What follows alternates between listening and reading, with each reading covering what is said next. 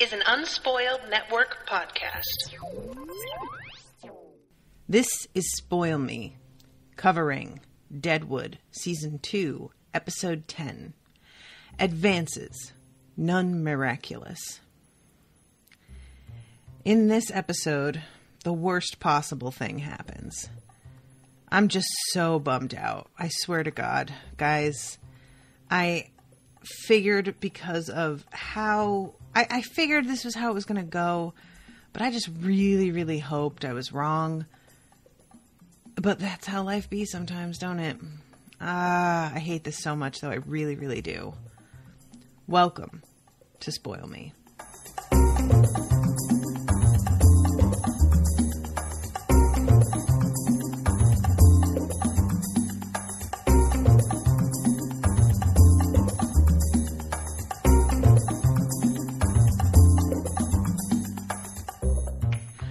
Welcome to the show, everybody. I am Natasha. Many thanks to Pat for commissioning this episode. And also many hates to Pat for making me feel things. I hate it. This is a situation for me that were I in life dealing with this, if, for example, I were Martha, I think I might lose it, like really lose it. And I think all the time about throughout history when it's bad enough now with medicine being the way that it is in terms of it, like healthcare being withdrawn or withheld entirely from people who can't afford it. That's bad enough. And we have the capability to do so much more now. But in an era where that capability didn't even exist, how many more people died of things that were so either preventable or manageable today? And how many people suffered loss of half their family by the time they were married, never mind like from then on with their own family that they tried to begin? I often wonder how anybody managed to carry on with their lives. There are so many stories I hear where it's like, you know, she had 3 brothers and 2 sisters. 1 sister and 2 brothers died, and both her parents died by the time she was 18. And I'm just like, how do you continue to live? How do you do it? And in this situation, it's 1 child, but it's her everything. It's her whole world. He is the only thing holding her and Seth together. And, you know, she's saying in this, like, obviously, she's dealing with a ton of pain and grief, but you can also see such rage at one point when she says, if I hadn't brought him here. And Seth can't help but acknowledge that that's 100% true. If she hadn't, this would not have happened. Now, granted, an accident could have happened anywhere else as well, but, you know, so this rage that she has, it's like she did all of this. She sacrificed so much in order to make things safe and comfortable for him. And it winds up being his death. And what a fucking gut punch that must be for her. And now she's stuck with this guy who I think she realizes has impregnated another woman. And I am completely unsure how she's going to handle this because, you know, when she first found out, I think, when I say found out about what was going on with Alma, I am including the pregnancy in that because of what she said to Alma about, like, who else do you mean that I should teach? And Alma's like, well, I meant Sophia. Whom did you think I meant? And kind of like is trying to force the issue with her.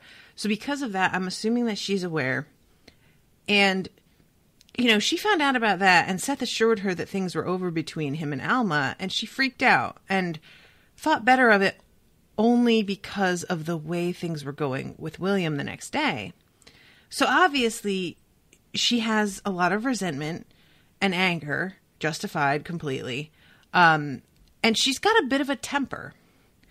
And I feel like this is a situation in which it would be really understandable if she went off on him, like, kind of brutally. It's not his fault.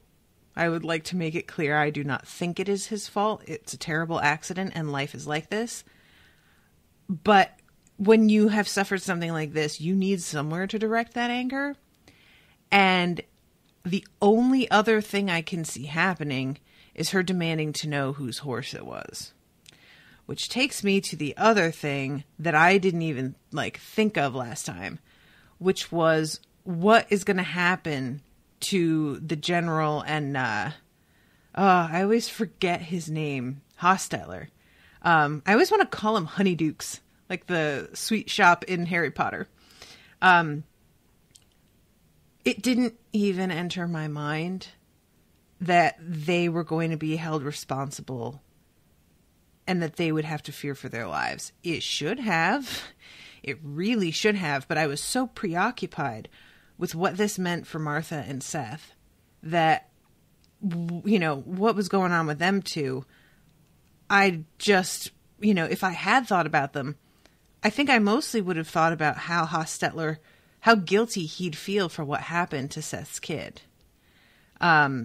I'm not entirely sure how much they know about what actually went down, because basically, as soon as they realized that some shit happened, they hunkered down and escaped. So I think they saw Seth's son being carried away, and they're aware that this happened. Like, Hostetler sees them and is putting the pieces together. And I think they probably have to assume that this kid is dead. But Hostetler, when they are off camping, basically says, what do you think would happen if I just confessed and told them how sorry I was? And I must admit, I don't want him to do that. I understand him really wanting to put down roots and make it in a place that's he has made an investment of time and energy in Deadwood, and he doesn't want that to just go down the toilet. And I get that. But one, we have the dude who tarred up the general's shoulder going off in Nuttall's bar. And that guy, we have seen what he is capable of with no provocation at all. I mean, there's a history between him and the general, obviously, that we don't know about, but nothing that I can think of would warrant what he did. And setting aside that guy, this is one of those instances where you see somebody's true colors, and I feel like Martha would seize upon the opportunity to try and get some measure of peace and satisfaction by persecuting them, because there is nowhere else for her to turn for any sort of resolution and closure to what happened. So as much as I want to think the best of Martha and that she would not do that, when you have experienced a world-shattering change like this, you don't act in a way that is rational or thought out or compassionate, unfortunately, a lot of the time. And factoring in how racist Martha probably is. We haven't had occasion to see it, but I would be willing to bet. I just don't want to see that. I don't want to watch that go down. And I also feel like I'm going to unearth some of my baggage regarding this actress, because she played Skylar White on Breaking Bad. Skylar White is one of those characters that is there to be a foil to the main character, whom I will not call a protagonist because he is a trash person. But she is there to ask questions, to endanger the operation, to disapprove. She is there to be, honestly, the one voice of reason and she isn't allowed the leeway because of how much she wants to follow the rules. She isn't somebody that it's super fun for the audience to watch. Now, I loved Skylar, but she was despised by so many people because they felt like they wanted to watch Walter become a badass, and she just got in the way and harped on him without really thinking about the damage that Walter was doing, the fact that he claimed he was doing this for his family and was full of shit, the whole thing. And what I worry about with this is that she is going to seize on this, and all I'll be able to think about is how the internet probably treated her like Skylar White again, because obviously the General and Hostetler are characters that we like, and to see this woman whom many of us probably do just see as a pain in the ass. She shows up and ruins what looks like a really promising thing between Seth and Alma. She shows up and is like angry at him and pitching fits about stuff. She has a very traditional role in the family and doesn't seem interested in stepping outside that. And I think that combining that with her persecuting some characters that we like, and really feeling like there's a racial motivation to that as well as an emotional one, that's going to turn her into the villain. And I really do not want to watch that. I just don't. And as far as how Seth would handle it, I honestly can't say. Because as much as I want to think that Seth would have the presence of mind to realize that it was an accident, we have seen Seth's fucking temper. We have seen the way that he lashes out at people who don't deserve it, who are complete innocent bystanders. So I wouldn't really bank on telling him being any better than telling her either, to be honest. Really, I think Hostetler needs to cut his fucking losses and run. But I also deeply understand why he is so loath to do that. I just wish that there were some way that he could go and get a posse and come back into town and turn himself in while also having people around to protect him, to make sure that there isn't just like a mob that comes in and tears him limb from limb. Because it seems pretty clear that the entire community is really affected by this loss. We never get Seth saying, like, for certain he died. We get a scene of him walking out and looking wild-eyed and completely, like, at a loss. And it is taken for granted by all of us and by all the people watching him that this means that his son is gone. And that scene, going from one face to another, it's pretty clear this is a small community. Seth is an important member of the community. Somebody that even if people don't like, they mostly respect. And this was an innocent child. And that's a fucking, like, Hostetler, don't do it, buddy. Just don't do it. I just don't want you to. So I will also like to mention, and this is something that I keep meaning to talk about and keep forgetting. I need to look into it but I'm always afraid to like go onto IMDb and accidentally get spoiled about something, so I haven't actually looked into it. But I am so impressed with this show's score. I just am constantly blown away by the intensity of the music and how it can be as intense as it is without feeling manipulative and without seeming over the top and melodramatic. The music is, in the scene where they're carrying William over to the docks and you see every character sort of registering what happened and watching. And I think it's a banjo, and there's just this like twanging of the same like couple of strings that is sustained. It really underlines the tension of this moment and this like emergency and this feeling of absolute focus as everybody in the camp zeroes in on this moment. And I just keep on being like, getting like goosebumps all over because of the way that the score, it just so beautifully seems to wrap around characters and scenes and accentuate them rather than completely overwhelm them. It's just so well done. And I need to look into who did the score. So anyway, I just wanted to talk about that because it's been a few episodes now that I've really noticed how beautiful the score is and how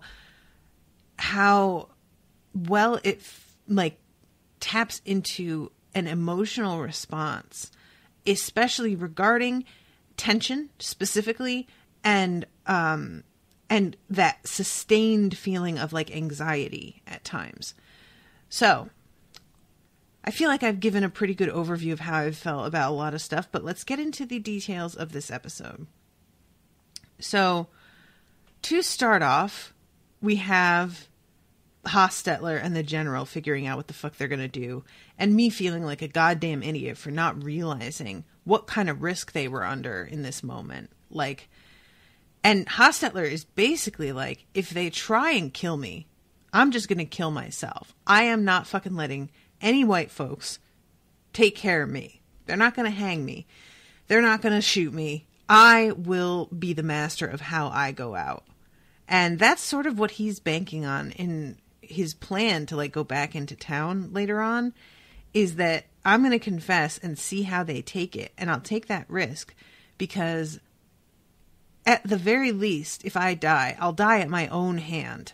Not because part of me really wants to know how he thinks he can do that, because I assume he would be using a gun, and I can't help but think like he comes into town and turns himself in, and the first thing people do is going to be like tackle him and take his weapon away, and he's not going to have the leisure to kill himself unless he does it in a sort of like, I mean, you could hang yourself with a belt in a cell, I guess, but I don't know how that would work out in this era, how all of that is set up. Do they even have a jail cell in Deadwood at this point?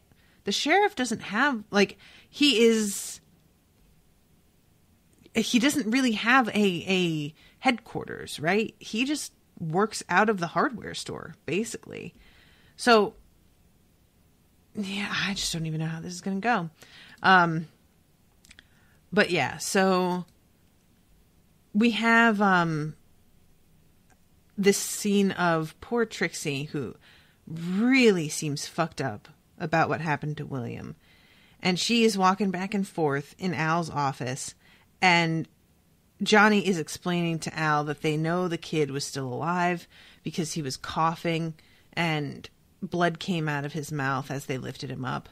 And she is like trying to sort of like get across to Al how I feel like she wants Al to have an emotional reaction to what's happening the way that she is, which I do understand that impulse, but also like you have to know that's not going to happen, Trixie. And you have to especially know that's not going to happen with this bitch sitting here watching Al. You think he's going to get all teary-eyed in front of her? Are you kidding me? Meanwhile, Trixie's barely holding it together and is angry, you know, like the way that you get when life is just fucking unfair. And I really like Trixie's character. I think that she is so beautifully written and done in such a human way, but also like her compassion is such that it's almost overwhelming at times. And she's still got this like raw strength. And I just really enjoyed how much she cares, even though this is not her kid. This is not her, you know, she didn't even like really know this kid that well. The only like kind of contact that she had was him teaching her numbers. Last episode, he corrects her because she added 3 and 3 together and like wrote 0, even though obviously 3 and 3 is 6, but she just wasn't really paying attention, and he sort of calls her out and she like makes a joke. And Trixie's just good with kids. We have seen with Sophia also. So she seems to really just feel like she had a bit of a connection with this kid starting, and it's already been taken away. Meanwhile, what the fuck is going on with Isringhausen is really just like frustrating. So she actually, and I have to admit, this is pretty savvy of her. It would never have occurred to me, or maybe it would if I was in her position and I hadn't watched everything as a viewer from the perspective of everybody else. Maybe if I were her, I would also kind of wonder.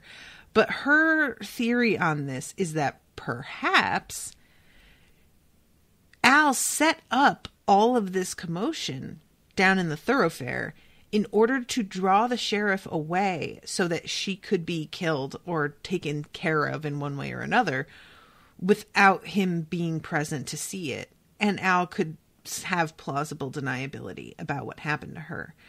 And as much as I was kind of like, my instinct was to just be like, oh, lady, come on. There was a voice in my head going, you know, that's not a terrible idea. Like, that's pretty smart that she thought of that. And I can't help but wonder if that hasn't given Al an idea for a way to handle some shit in the future. But finally, she decides, because he goes and looks for Silas, who I had mentioned a couple episodes ago. I hadn't seen him in a while, and I was wondering what the hell was going on with him. We are fed this whole story about Helena, which is the name of a town. And again, I don't want to look up stuff because a lot of this is based on actual events, and I don't want to spoil myself. But I do want a bit more of an explanation about what's going on here than I'm getting. I watched and rewatched the scene where we have Al asking Saul for help, and I watched it with subtitles on so as to be sure that I was like getting every word, and I'm still not entirely like what it is that Al wants to do. The gist of it is to make it seem as if Silas is an emissary giving Al an offer on annexing Deadwood to South Dakota, I think, and basically putting it into the commissioner's head that Al is open to bribery so that they will pay him for the opportunity to take over Deadwood themselves. I don't know what it like if it would just remain independent if they were the ones that were sort of like, I'm not really sure what the alternative is to being annexed, and that's really more my question. But I also feel like that whole thing and what Al is saying is completely invented, right? Silas wasn't actually in Helena this whole time, was he? And if he was, what the hell was he actually doing there? Like, was this part of a setup from way back? Because he's been gone what feels like a week at this point. Or was he off doing his own thing that Al doesn't know about? Because Al, like, it's not like he's still living somewhere else. I get the feeling like he's staying in this hotel in town when he's here, but he has a home somewhere else.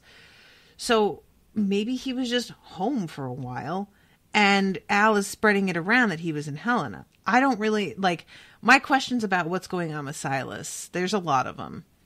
But yeah, basically Silas comes in and stares down Isringhausen. And she tries to make some sort of joke about how, like, you know, oh, what are you here to cut my throat? Like, sort of simultaneously acting like with some bravado that she's not worried at all, but also feeling out what his response is. And he just says that he wouldn't turn down the opportunity if he got the chance, which I think is a bit of a surprise to her. I don't think she expected him to say that. And she finally signs. Well, guess what? She signs with her right hand, or perhaps it's just that she uses different penmanship. But we have the sign-in sheet from when she got to the hotel, and Al very wisely uses that as a comparison and tells her, girl, listen, I'm not an idiot. I can tell this that you gave it a different signature. Don't fucking test me right now. And finally, she signs it properly and takes the stack of money and leaves. It seems like she gets out of camp safely. I don't know for sure. But as she's leaving, Al says something like, I wish I had 3 like you. And I really enjoyed that moment. I love how practical Al is, because that's really the main thing. There's something that I'm covering, and I'll be actually covering later today. Grace of Kings is a book series, and this first book has been really awesome. And something that I enjoy about it is how that the writer, despite being male, is much better at writing woman characters than a lot of male writers that I have seen, and gives them a lot of depth and complexity. And there is a woman who is a fighter and potentially general, and has been overlooked because of male pride so many times. And she's incredibly talented. And she finally finds this dude who is like, oh, yeah, I don't care that you're a woman. You're clearly very good at this. What does that matter? Go ahead, take over. And she does an amazing job. And it's because he's so practical that he can set aside a lot of societal sort of like prejudices and assumptions. Which is weird, because Al is also racist and definitely misogynistic in a lot of ways. So it's a weird thing that he can like really see past that to the bigger picture a lot of the time when he really needs to. But he'll fall back, and it's sort of like making me wonder how much of that is actually a real feeling that he has when he like uses slurs and all of that, and how much of it is just a front to make people think that he's more, at the very least, he is trying to relate to the common man, the hoopleheads in town, I think sometimes. And so he puts it forth that he believes a lot of the same things they believe, when maybe he doesn't. But we haven't gotten to see his innermost thoughts a lot of the time, so it's hard to tell. Oh, Patrick's here. Hi, Patrick. The idea is they want the commissioner to think Deadwood will be annexed to Montana and not Dakota. Okay. So the commissioner will give Al what he wants, and then Al will turn down Montana's offer, which Al and Silas and Saul are making up. Okay, right. And Saul is from Montana, as is Seth. So that was supposed to be the original plan, was that the sheriff was going to pretend that his contacts in Montana were going to be the deal. And that was what he talked with Seth about last episode, and finally kind of got Seth to agree to. But with everything that happened, they weren't able to handle it that way. So Saul has to be the one. Okay. Thank you, Patrick. I get it now. So yeah, I really just have a lot of questions about Al and the way that he presents himself versus how he actually feels about things. He just plays everything so incredibly close to the vest that I genuinely do not know where he stands on certain things. And I genuinely don't know if there is a single soul alive who does know where he stands on certain things other than himself. I feel like Al hasn't got anybody that he is willing to like confide that sort of thing to. So, I just, in some ways, I feel like Al's a really lonely person. And it seems like he doesn't really feel that. I think he's more than happy to be on his own. And that can be how it is when you are surrounded by mostly idiots, that it's preferable to be lonely than to try and tolerate the garbage of stupid people that are incompetent and can't see the big picture, or for whom the big picture is barely even relevant, to be honest. But yeah, I find Al really interesting because of how little we get of him showing his hand on anything. I just sort of want to keep an eye on him and see if I can get more clues here and there. So, anyway, what goes on with Isringhausen? She finally leaves. We have the thing with Merrick, and he is telling him that the commissioner is coming back, that he saw a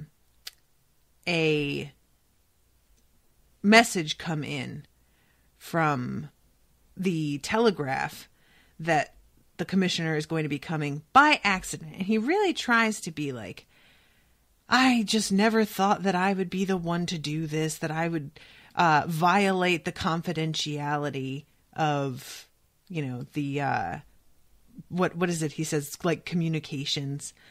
And here I am, and I don't even regret it. I can't help but love Merrick. Like, as much as he is so... He's so deliberate about everything and just kind of plodding in a lot of ways, but also is so earnest and, like, good-hearted about it and genuinely seems to want what's best for everyone. And it's not like he's going and palling up with Al because it's going to get him something. It feels like he's palling up with Al because he really believes that Al is going to be better for the camp than Cy, which he's fucking right. I mean, there's no way that after what we've seen of the two of them, I'm not going to feel like Al is the better person to deal with everything. Not that he's a good person, but I don't know that in that kind of position you want a, quote, good person in charge, because sometimes you need to do bad things to keep things going. As much as that pains me, and I'm sure it pains a lot of people who try and do good and stay pure in the world. But yeah, Merrick's just like weird involvement in this that was at first sort of unwilling, slightly resistant, and has started to sort of accelerate to this point. I find it really endearing. Yeah, so anyway, and the commissioner is like coming at him later when he shows up. Guys, I have to be honest with you. After what happened with Jerry, I didn't expect to see him again. I thought, at the very least, that Yankton would realize he is garbage at his job and that they would replace him. I'm not sure why that hasn't happened. If maybe it hasn't gotten back to them exactly how everything went down.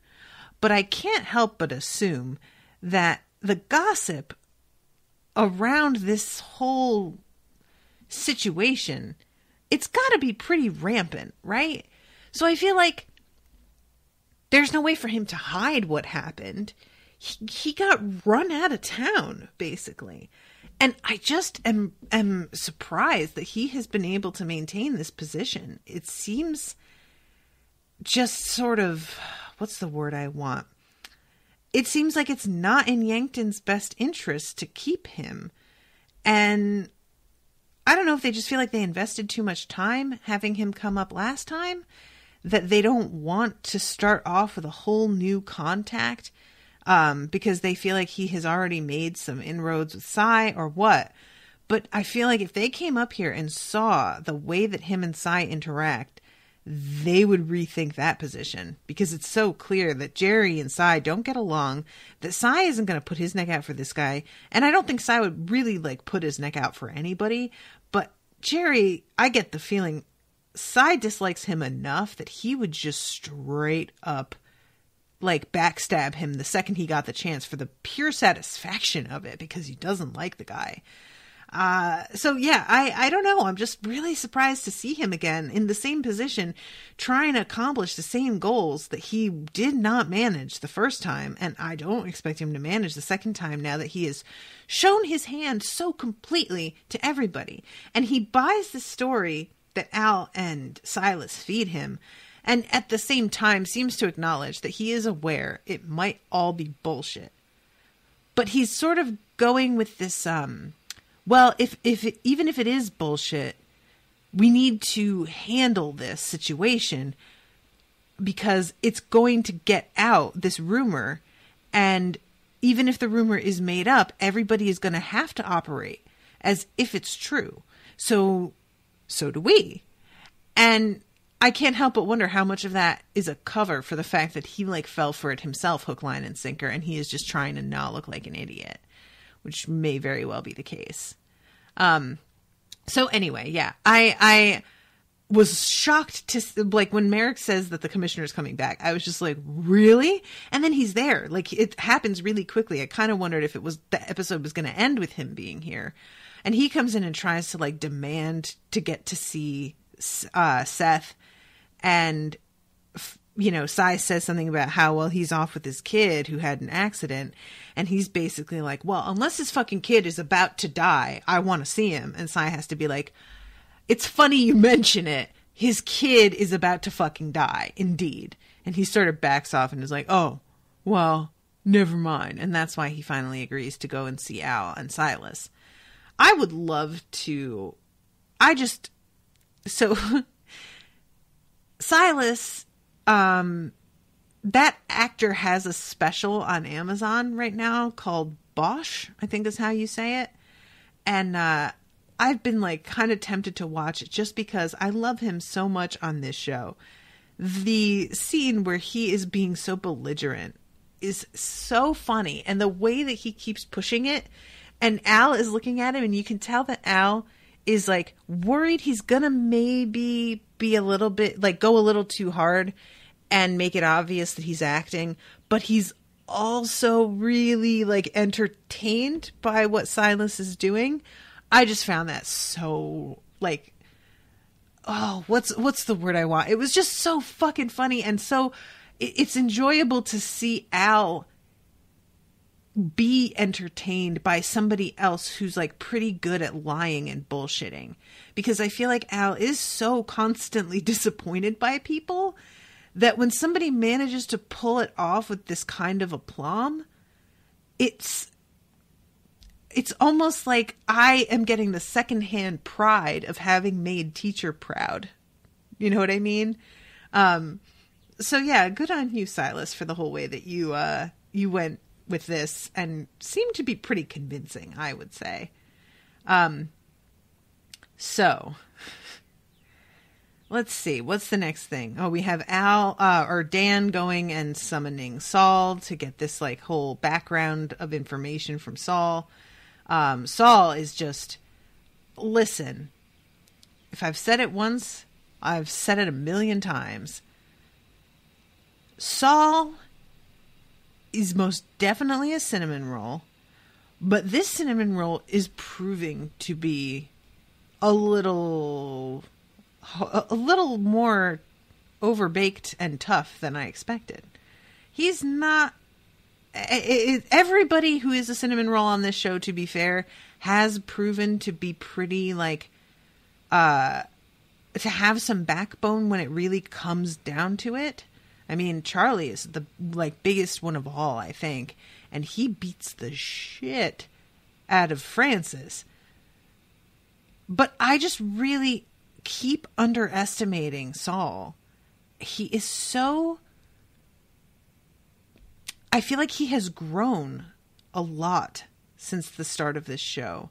He is still going to be more about like PR and customer relations than Seth ever is, but he's learning how not to get walked on and how to keep himself in some ways just straight up out of the equation. I think that's kind of what like gets to him sometimes, is that he just doesn't even want to be involved. He came here to like have a business, and he really just want to run a business and like, you know, open a bank, and that's it. And he doesn't want to be part of all of this like scheming and shit. So he kind of tries to put Dan off until Dan threatens to carry him down the street like a turtle with its legs wiggling, which I have to admit was a pretty convincing argument. And eventually he agrees to help like educate Silas on everything that's going on in Montana. But I was just so pleasantly surprised by the fight that he puts up initially, because his friend is in there with a kid that is about to die, and he doesn't want to walk away, understandably. Not that him being there really does any good, but it's the effort of it, you know? So yeah, I keep being surprised by him, and I keep realizing that I sort of saw Seth as the one to be reckoned with out of the pair, and I'm realizing that might not be fair. And I'm really interested, to be honest, to see where Saul goes here, because like he has this meeting with Swearingen and immediately is like, it would be really cool of you to knock it off with the fucking Jew jokes, considering you're asking me for my help. Maybe don't start out with insulting me. What do you think? And, you know, most people don't really call Al on his shit. Some people do. And when, they do, I'm always pleasantly surprised, and I feel like so is Al.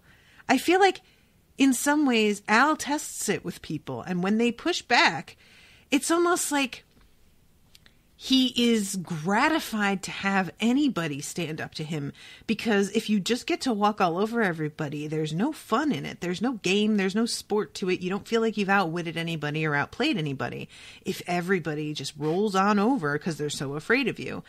So every time that somebody stands up to him, you see this little, like, pleased glint in his eye of just being like, all right, you have something in you. How about that?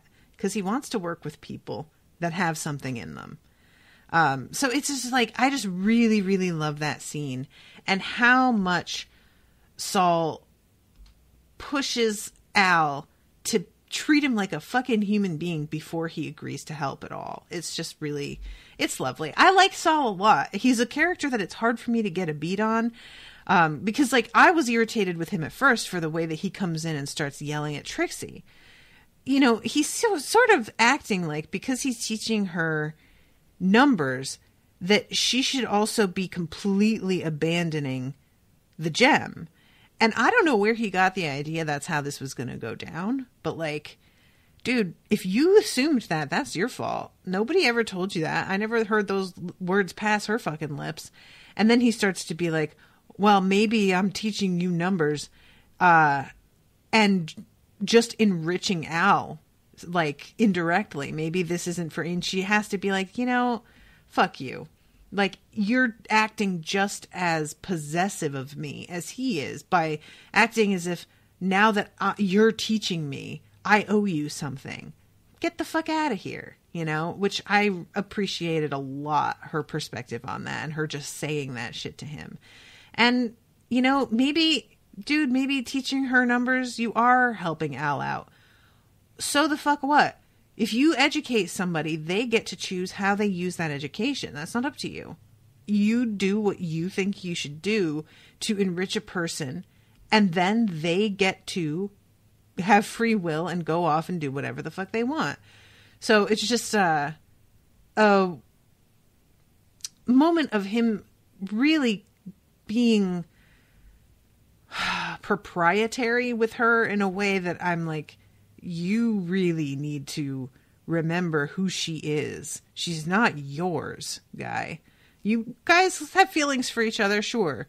But like, this isn't what you think it is, I guess. All right. So, okay. There's the deal with Tom Nuttall. Now, I'm going to backtrack a little bit because we see Tom for the first time this episode through Jane. Because Jane is out here looking for a bottle of liquor that she dropped when she was drunk. Telling herself, if I find it, that doesn't mean I'm going to drink it. We all know. Come on, Jane. And Jane also is like the first one to knock on the door of Hostetler's and says something about the stallion because she doesn't know about the accident yet. And that sort of blows to hell their hope that nobody knew it was their horse. And that's what motivates them to get the fuck out of town. But she is wandering around looking for this liquor bottle, and she runs into Nuttall, like, in a corner in this alleyway, crying. And I really fucking felt so bad for him. It never occurred to me that he would blame himself. Like, it should have.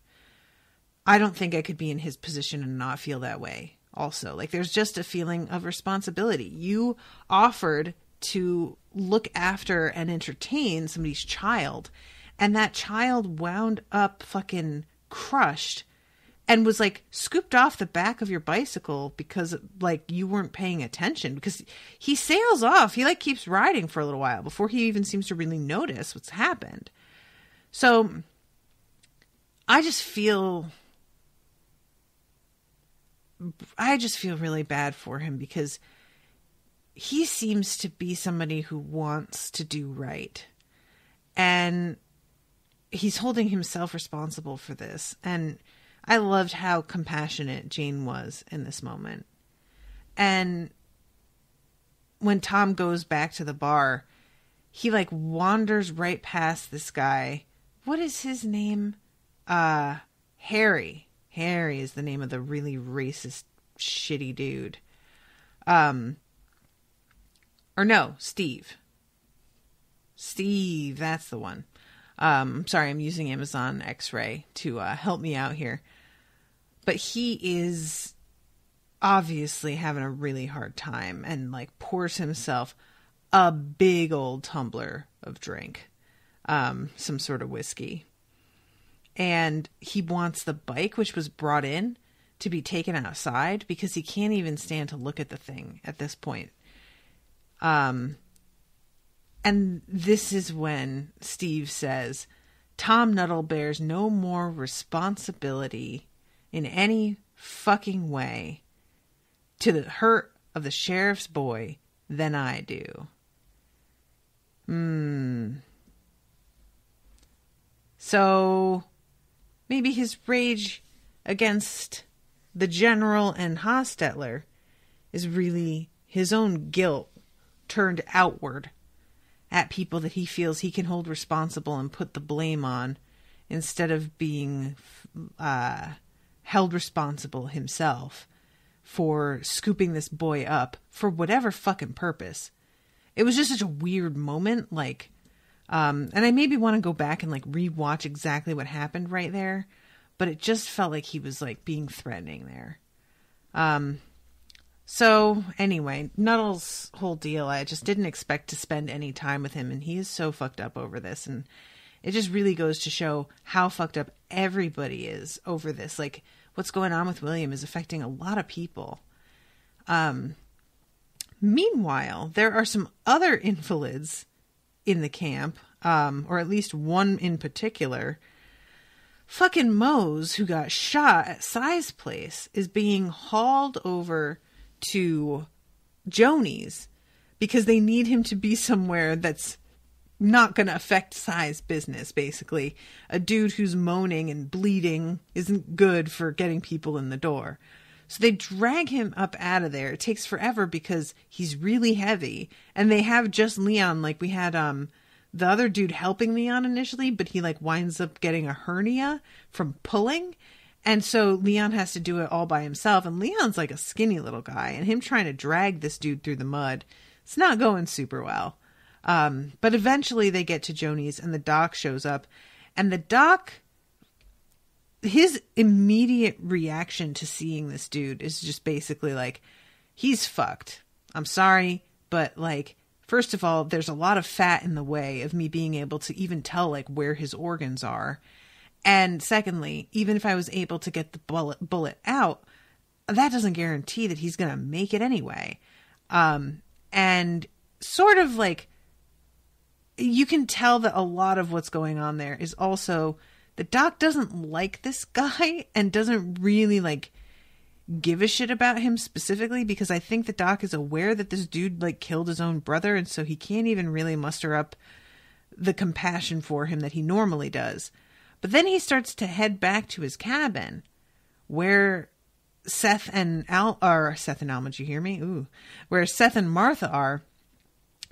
And he stops outside realizing that the boy still hasn't passed and that they're still sitting vigil. And he sort of rethinks walking back in there. He's having a really hard time with the fact that this boy, like as he puts it, if the hoof of this horse that trampled him was like an inch to the left, this kid would have just died and they wouldn't have to sit here and watch him suffer. So for him, this is God just being kind of sadistic. And when he comes across that door and sort of listens in, you see how very little he wants to go in. And he decides, after all, I think I will do that surgery on that other guy. And he turns right the fuck around and goes back to Joni's. So we get a little bit of the scene of him starting to look for the bullet, but we don't find out exactly how that went down.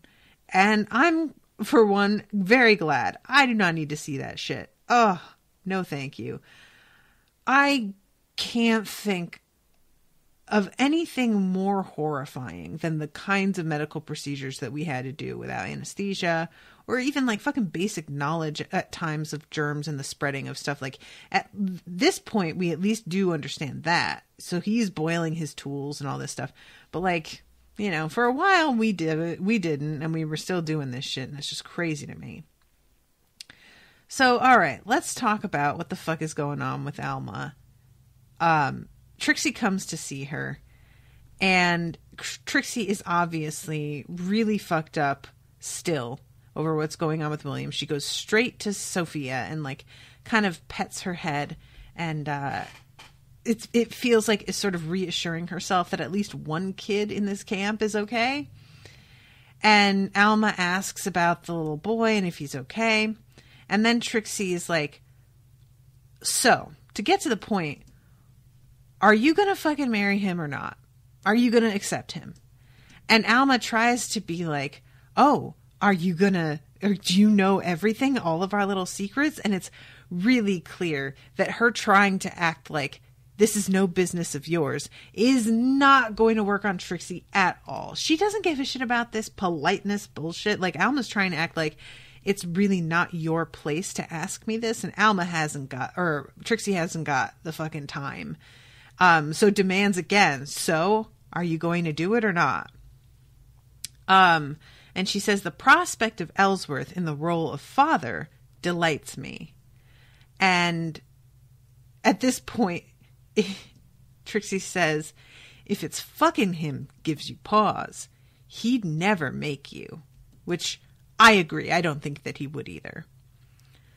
But then Alma says, what gives me pause, having had the experience, is the prospect of marriage without love.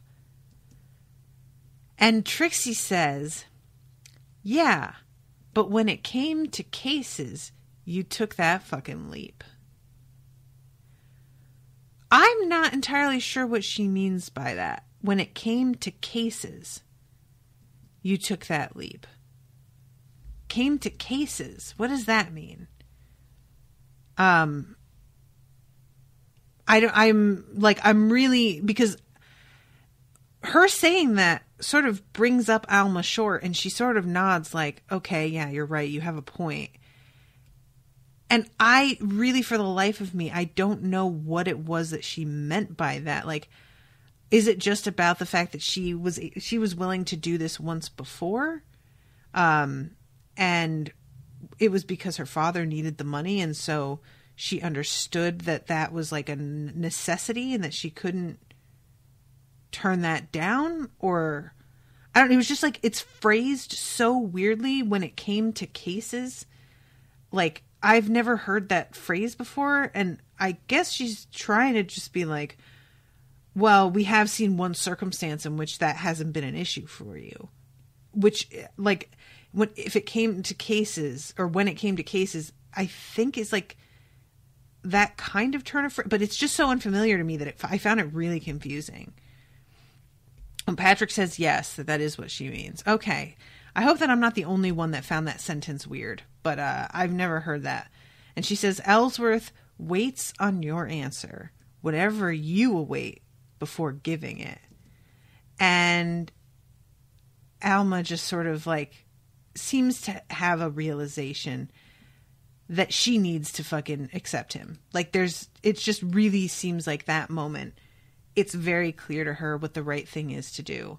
Especially, I think, in light of what's going on with William. I feel like it's imperative that she spare Martha the additional humiliation of her pregnancy beginning to show. So yeah, oh God, the whole thing. Also, can I just say, Alma's clothing in this show is so goddamn beautiful. She is wearing this dress in this scene. It's this like garnet colored raw silk with this stiff like gold lace collar. It's like white silk, but it's embroidered with like gold roses. She has a black and gold brooch at her throat that's got like a white, what are those called when you have like a profile on them?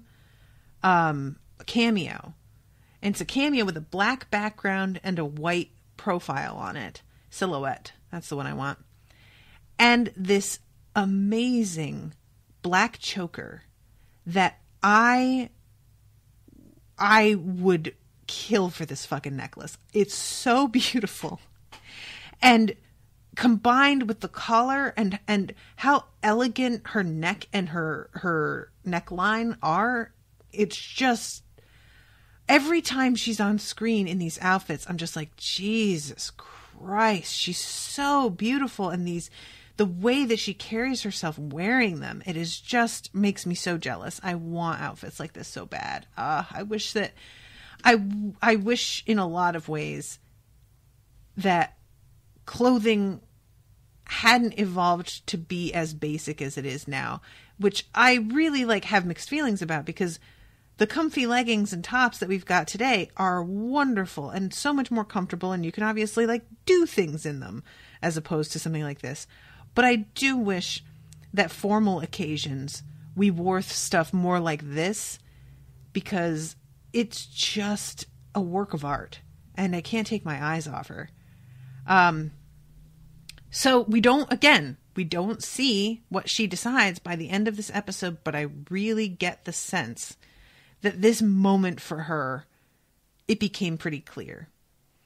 So she winds up leaving, and she has this fucking moment as she asks for Richardson to like keep an eye on Sophia and make sure that Sophia, like if she wakes up and asks where Alma is, that there'll be somebody there to guide her and tell her that she'll be back soon and that everything's okay. And Richardson is doing this weird thing where he's like got the antlers that she handed him. He never returned it to that wagon where she had grabbed it from. He held on to it. And he's like using it to sort of pray in this way that looks very pagan. And it's so weird to me. Like, she comes out of her room and gives him instructions.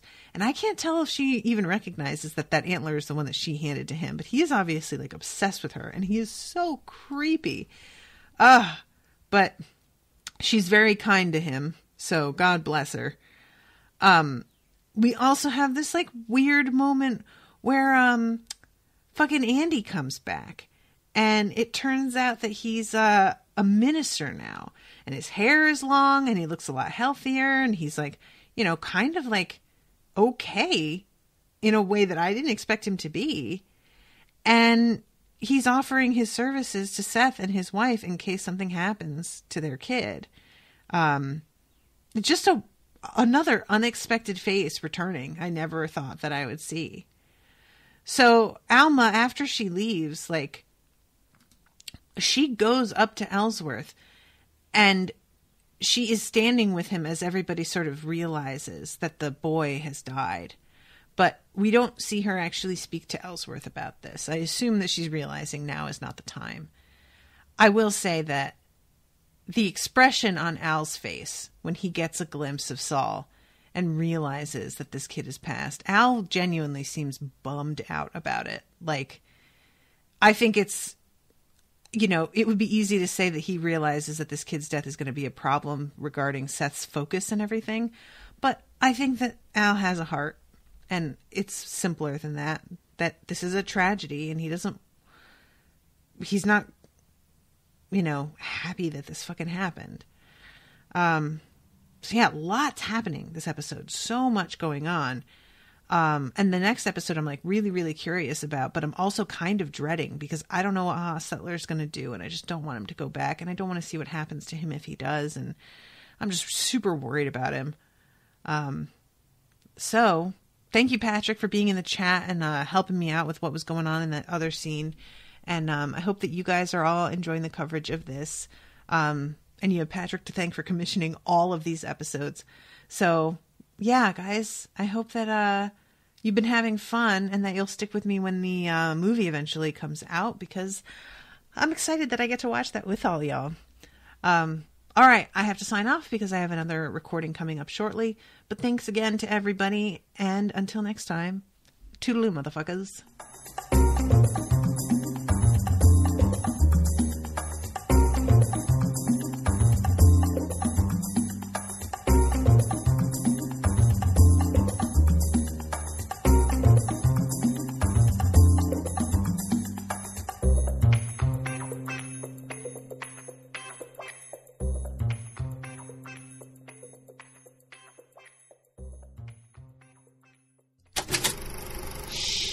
That was an Unspoiled Network podcast.